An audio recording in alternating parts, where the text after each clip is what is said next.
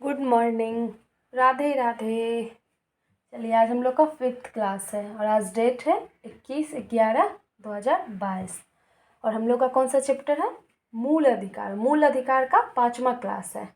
कल संडे था तो क्लास ऑफ था। तो फंडामेंटल राइट्स यानी मूल अधिकार, इसी को शॉर्ट में FR भी कहते हैं। मूल अधिकार का ही कौन कौन नाम है? मैग्ना कार्टा, घोषणा पत्र, मौलिक अधिकार, फंडामेंटल राइट, इसी का अन्य नाम है। और पहले हम लोग समराइज करते हैं कि सैटरडे के क्लास में हम लोग क्या पढ़े थे। उसको बस 5 मिनट के लिए उसको याद करते हैं कि हम लोग सैटरडे को पढ़े क्या थे। तो क्या पढ़े थे भाई कि मूल अधिकार जो है वो आर्टिकल 12 से 35 तक में है। भाग 3 यानी पार्ट 3 में वर्णित है, अमेरिका के संविधान से लिया गया है। और मुख्यतः हम क्या पढ़े थे सैटरडे को? आर्टिकल 12 यानी राज्यों की परिभाषा। राज्यों की जो परिभाषा होती है उसमें कौन कौन से आते हैं, कौन नौकरशाह, मतलब राज्य के सारे नौकरशाह, केंद्र के सारे नौकरशाह, जो भी मंत्री हैं, संसद, ये सब क्या आते हैं? राज्यों की परिभाषा में आते हैं। और राज्यों की परिभाषा में कौन कौन नहीं आता है उस पर भी हम लोग चर्चा किए थे। जैसे NCERT नहीं आती है। तो आर्टिकल हम लोग का जो 12 है वो हो चुका था। और आज हम लोग कहाँ से शुरू करेंगे? आर्टिकल 13 से स्टार्ट करेंगे। तो आर्टिकल 13 जो है वो क्या है? आर्टिकल 12 और 13 जो है वो मूल अधिकार का एक बेसिक स्ट्रक्चर है। जैसे जब भी हम ये फंडामेंटल राइट पढ़ना स्टार्ट करते हैं तो ये कहाँ से स्टार्ट है? 14 से स्टार्ट है, 14 से 35 तक है। लेकिन 12-13 पढ़ के ही हम 14 जा सकते हैं, क्योंकि 12-13 जो है वो इसका बेसिक स्ट्रक्चर है। मतलब जब तक हम स्ट्रक्चर इसका नहीं पहचानेंगे कि ये एक्चुअली है क्या, तो इसकी परिभाषा हम कैसे ये करें कि हाँ इसमें ये है, इसमें ये है। तो ये मूल अधिकार का जो बेसिक स्ट्रक्चर है उसको जानने के लिए आर्टिकल 12 और 13 पढ़ा जाता है। तो 12 तो हम लोग कल पढ़े थे, आज 13 से स्टार्ट करेंगे। और ऐसे जो है कौन सा है? समानता का अधिकार आज स्टार्ट होगा। आर्टिकल जो कि 14 से 18 तक वर्णित होता है। अच्छा, आर्टिकल 13 स्टार्ट करने से पहले हम बात करना चाहेंगे, एक छोटा सा टॉपिक है, क्या? न्यायिक पुनरावलोकन। न्यायिक पुनरावलोकन होता क्या है और कहाँ से लिया गया है? तो चलिए इस पर हम लोग चर्चा करते हैं। क्या होता है न्यायिक पुनरावलोकन?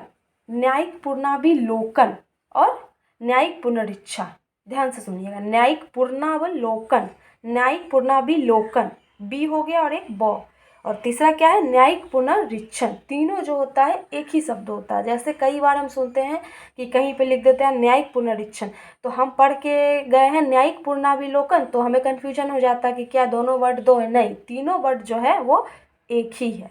तो चलिए ये तो हो गया कि तीनों किसको कहते हैं। तो न्यायिक पुनरावलोकन का ही 3 नाम है। चलिए, न्यायिक पुनरावलोकन है क्या? तो एक्चुअली होता क्या है कि इसके अंतर्गत कार्यपालिका के कार्य, और कभी कभी, ऐसा नहीं हमेशा, अगर इसका एग्जैक्ट परिभाषा पूछे तो सिर्फ कार्यपालिका ही होगा। वैसे कभी कभी न्यायपालिका का भी कार्य का पुनरीक्षण हो जाता है। ऐसे हमेशा कार्यपालिका का ही होता है। जैसे कि इसके अंतर्गत कार्यपालिका के कार्य एवं कभी कभी विधायिका के कार्यों की न्यायपालिका द्वारा पुनरीक्षण। पुनरीक्षण मतलब रिव्यू करना, किसी भी चीज़ को देखना, आंकना। तो न्यायपालिका द्वारा पुनरीक्षण की प्रावधान ही क्या कहलाती है? न्यायिक पुनरावलोकन। अच्छा, न्यायिक पुनरावलोकन हम किए, रिव्यू की, आंके, तो इसमें अगर पता चला कि ये जो कानून बनाया है कार्यपालिका वो मूल ढांचे के अनुरूप है, तब तो बहुत बढ़िया। मूल ढांचा मतलब, मूल ढांचा आप लोग समझते होंगे कि मूल ढांचा के अनुरूप है, मतलब उसी के जैसा है, उसी के तहत काम कर रहा है, तब तो ठीक है, न्यायपालिका कुछ नहीं करेगी। लेकिन जैसे हमें पता चलेगा कि ये मूल ढांचा के अनुरूप नहीं है, तब क्या होगा? मूल ढांचा के प्रतिकूल है, अनुकूल नहीं है, तब न्यायालय उसे अवैध घोषित कर देगी कि जो ये कार्यपालिका ये कानून बनाई है ये क्या है? ये सही नहीं है, ये गलत है, इसे हम अवैध घोषित करते हैं। यही क्या होता है? न्यायिक पुनरावलोकन होता है। अच्छा, इसकी जो उत्पत्ति है वो हम लोग क्या मानते हैं? समानता कहा जाता है कि अमेरिका से लिया गया है न्यायिक पुनरावलोकन। बट ये जो दो हैं साइंटिस्ट, एक स्मिथ और एक दूसरा कौन है? दिनांक, ये दोनों बताते हैं, स्मिथ और दिनांक। कौन कौन? स्मिथ एंड दिनांक, ये दोनों बताते हैं कि ये कहाँ से लिया गया है, अमेरिका से नहीं लिया गया है, मतलब अमेरिका से ना लेके ब्रिटेन से लिया गया है। ये जो हमारा न्यायिक पुनर्लोकन है वो अमेरिका से ना लेके ब्रिटेन से लिया गया है। ये कौन बताते हैं, स्मिथ और दिनांक बताते हैं। और एक्चुअली साफ साफ बोले तो ये जो भारत का संविधान है उसमें मूल रूप से उल्लेखित भी नहीं है, कहीं भी हमारा जो संविधान है उसमें वर्णित नहीं है न्यायिक पुनर्लोकन। तो बोलिए फिर न्यायिक पुनर्लोकन होता क्यों है, जब हमारे संविधान में ही वर्णित नहीं है तो इसका महत्व ही क्या रह गया, ये तो महत्वहीन हो गया। नहीं, आर्टिकल 13, 226, 32, 131 etc इस सब के तरह जो होता है, इस सब के तहत इसका महत्व हो जाता है। न्यायिक पुनर्लोकन का महत्व कौन से आर्टिकल के तहत होता है, 13, 226, 32 इस सब के तहत होता है। 32 के तहत सुप्रीम कोर्ट और 226 के तहत हाई कोर्ट। न्यायिक पुनर्लोकन मतलब आर्टिकल 226 का ही सहारा लेके जो है वो हाई कोर्ट क्या करेगी, वो कार्यपालिका के कार्य का निरीक्षण करती है। और आर्टिकल 32 का सहारा लेके सुप्रीम कोर्ट जो है वो कार्यपालिका का कार्य का सहारा लेती है। तो यही हो गया न्यायिक पुनर्लोकन। तो ये हम लोग का पॉइंट समझ में आ गया होगा, आई होप। तो चलिए अब हम लोग आज का टॉपिक स्टार्ट करते हैं। क्या है, आर्टिकल 13। आर्टिकल 13 मीन्स इसमें क्या है, तो अन्य विधियों से फंडामेंटल का संरक्षण है। जैसे कि अगर कोई कानून बना, ठीक है, वो जो है फंडामेंटल राइट का हनन करती है। जैसे ये फंडामेंटल राइट है और इसमें कोई कार्यपालिका कानून बनाई जो कि हमारे फंडामेंटल राइट को कम कर रही है, कम करके यहाँ कर रही है, इसको महत्वहीन बना रही है, तो हमारे जो सुप्रीम कोर्ट है वो क्या करेंगे, आर्टिकल 13 के तहत उसको जीरो मान लेंगे। मतलब उस कानून का अपना कोई वैल्यू ही नहीं रहने देंगे, नग्न बना देंगे उस कानून को। नग्न बनाना, जीरो बनाना, दैट मीन्स उस कानून को ख़त्म करना, कि ऐसा कानून हमारे देश में नहीं रहेगा जो फंडामेंटल राइट को ख़त्म करता है। तो उसको ख़त्म कर देंगे कानून को ही। कौन करेंगे, सुप्रीम कोर्ट। कौन से आर्टिकल के तहत, तो आर्टिकल 13 के तहत करेंगे। अच्छा, आर्टिकल 13 को 4 भागों में बांटा गया है। आर्टिकल 13 का 1, 13 का 2, 13 का 3 और 13 का 4।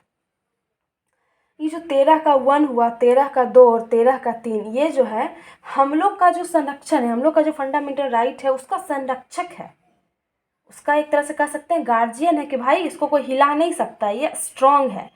बट ये जो है 13 का 4, ये क्या है कि ये तीनों पे भारी पड़ रहा है। कैसे, देखिए, इसका जो संरचना है, ये इसका कौन स्थापना किया है, तो इंदिरा गांधी किए हैं। आर्टिकल 13 का 4 को लागू कौन करवाए, तो इंदिरा गांधी करवाए। क्यों करवाए हैं हम आगे बात करते हैं। कौन से संविधान संशोधन में, तो 24वां संविधान संशोधन 1971 में, मतलब जो हमारा संविधान है उसका 24वां बार वो संविधान संशोधन हो रहा था, जब आर्टिकल 13 का 14 जुटा था 1971 में, तभी लागू हुआ। ये जो है आर्टिकल 13 का 14 पूछेगा कि आर्टिकल 13 का 14 जो सरकार के पक्ष में है या जनता के पक्ष में, तो ये आर्टिकल 13 का जो चौथा पॉइंट है वो सरकार के पक्ष में है। इसको इंदिरा गांधी जारी करवाई थी। क्यों करवाई थी, तो ये बताने के लिए कि आर्टिकल 13 का कोई भी बात 368 पे लागू नहीं होगा। मीन्स ये आर्टिकल 13 मतलब ये जो 13 का 1 है, 2 है, 3 है, ये टोटल क्या है, 13 में ही आया। तो ये क्या कह रहा है कि जो पूरा आर्टिकल का जो बात है 13 का, वो 368 पे लागू नहीं होगा। 368 क्या कहता है, संविधान संशोधन का जो अधिकार है ये कौन से आर्टिकल में दिया गया है, तो 368 में ही दिया गया है। अगर ऐसा तो होता तो संविधान कभी संशोधन ही नहीं करते, जो मेरा बन गया सो बन गया। कैसे, संशोधन करके ही हमारा जो वो संपत्ति का अधिकार था उसको हटा दिया गया। 44वां संविधान संशोधन जो हुआ उस 1978 में, तो उसको कब हटा, मतलब क्यों हटा, तो 368 के ही तहत हटा ना, क्योंकि हम ये अधिकार है कार्यपालिका के पास कि संविधान संशोधन वो कर सकती है। किसके तहत, 368 के तहत। तो अगर 368 पे कोई कब्जा कर लेगा, 368 पे किसी का दबदबा हो जाएगा, तब तो ये कमज़ोर हो जाएगा। कार्यपालिका की जो शक्ति है संशोधन की, वो तो ख़त्म हो जाएगी। इसीलिए इंदिरा गांधी जो क्या की, वो 368 बताई कि 368 पे जो 13 है भारी नहीं पड़ेगा। जो 13 का जो भी बात है वो 368 को छोड़कर होगी। हम 368 लागू रखेंगे, मतलब हम संशोधन कर सकते हैं। 13 का कोई भी कानून हम अप्लाई नहीं करेंगे 368 पे। आई होप आप लोग को अच्छे से समझ में आया होगा कि आर्टिकल 13 का चौथा क्यों इंदिरा गांधी लाए थे। अब हम लोग एक एक करके बात करते हैं। जैसे आर्टिकल 13 का 1 ये क्या है कि संविधान इसका शॉर्ट रूप मतलब छोटा सा लिख दिया, यही इसका मेन है। बस इसको समझाने के लिए हम इसको थोड़ा सा बड़ा करके आप लोग को ऑरल रूप से बताएंगे। ये क्या है कि आर्टिकल 13 का 1 क्या है कि संविधान बनने से पहले अगर कोई विधि है जो हमारे फंडामेंटल राइट में परिवर्तन करती है तो वह विधि को आर्टिकल 13 के ए के तहत शून्य मानी जाएगी। जैसे देखिए यहाँ तो पहले ही बता दिया गया है कि कोई भी ऐसा नियम जो कि हमारे फंडामेंटल के को ख़त्म करती, हनन करती, कम करती है तो उसको आर्टिकल 13 के तहत सुप्रीम कोर्ट शून्य मान लेगी। अब हुआ कि कौन कौन सा कानून, कौन कौन से क्राइटेरिया में है, तो ये 13 के ए के तहत कौन सा कानून आएगा, 13 के 2 के तहत कौन सा, 13 के 3 के तहत, बस यही तीनों में बांट दिया गया है कानून का। तो 13 के 1 में क्या है कि जब हमारा संविधान बन रहा था या बनने से पहले, मतलब जो हमारा संविधान भारत में लागू नहीं हुआ था तो उससे पहले भी तो बहुत सारा कानून है। जैसे 1935 का जो अधिनियम है वो अभी भी क्या है 70% जो हमारा कानून है संविधान में वो 1935 के ही अधिनियम के तहत है। तो वो तो हमारे संविधान बनने से पहले ही था। तो ये कह रहा है कि अगर संविधान बनने से पहले भी कोई कानून आया हो तो उसको भी जीरो मान लिया जाएगा अगर वो हमारे फंडामेंटल राइट का हनन करता हो। फंडामेंटल राइट को अगर ख़त्म कर रहा है तो संविधान से बनने से पहले भी जो कानून था उसको भी ख़त्म कर दिया जाएगा। अब 13 का 2 क्या कह रहा है, वैसी विधि जो संविधान के पश्चात बनी और फंडामेंटल में हस्तक्षेप, परिवर्तन या हनन करती हो तो उसको भी आर्टिकल 13 के 2 के तहत क्या कर दिया जाएगा, ख़त्म कर दिया जाएगा, शून्य मान लिया जाएगा। किसके द्वारा, सुप्रीम कोर्ट के द्वारा। जो भी करेगी सुप्रीम कोर्ट करेगी, क्योंकि यही बताया गया है कि आर्टिकल 13 के तहत सुप्रीम कोर्ट जो है जो भी फंडामेंटल राइट का हनन करता है उसको वो नियम को ख़त्म करेगी, कौन, सुप्रीम कोर्ट।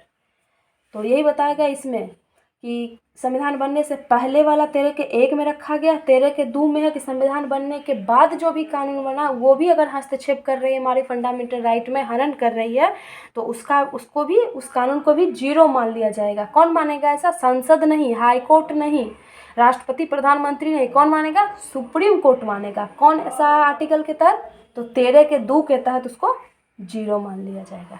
और इसके बारे में तो बता ही थी। अब कौन सा बचा, बस एक आर्टिकल और 13 खत्म हो जाएगा।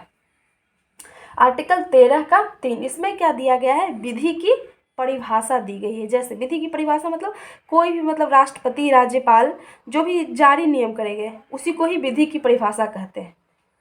विधि क्या है, हमारे जो भी सरकार विधि बनाएंगे वही तो नियम है, वही तो कानून है। तो कोई भी राष्ट्रपति और राज्यपाल जो जारी नियम कर दिए, कानून कर दिए, वही विधि हो गया, वही विधि की परिभाषा हो गई। जो हमें वो समझाना चाहेंगे वही है ना। तो विधि की परिभाषा इसमें, इसके तहत आता क्या क्या है, तो अधिनस्थ विधारण आता है, ऑर्डिनेंस यानी अध्यादेश आता है, ऑर्डर यानी आदेश आता है, नोटिफिकेशन यानी अधिसूचना आता है, रूल यानी नियम आता है, यूजेज यानी प्रथाएं आते हैं, कस्टम्स यानी रूढ़ियाँ आती हैं, बाय लॉ यानी उपविधि आती है, और रेगुलेशन यानी विनियमन आती है। तो इतना समझो आता है, ये विधि की परिभाषा में आता है। और अधीनस्थ न्याय विधायन किसको कहते हैं, जैसे भी हम सबसे पहले इसमें बात किए थे कि विधि की परिभाषा में कौन आता है भाई, तो अधीनस्थ विधायन। इस कहते किसको है भाई, तो सारा कानून तो संसद नहीं बना सकती। जैसे देखिए हम लिखते हैं